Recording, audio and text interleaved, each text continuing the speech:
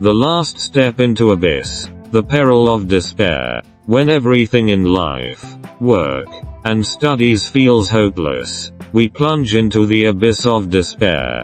Despair leads to psychological breakdown, prompting irrational and unwise actions. Under normal circumstances, falling into despair is often a result of various aspects of personal self-cultivation, qualities, and knowledge, all intertwined.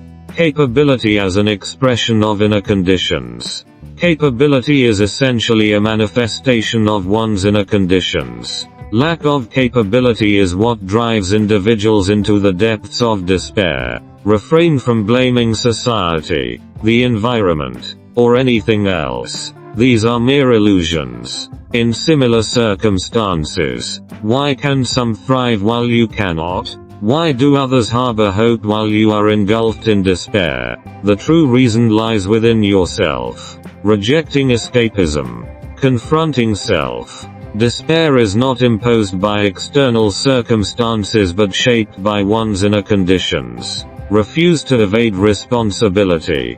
Confront your shortcomings, and strive to enhance your capabilities. Only then can you navigate out of the labyrinth of despair.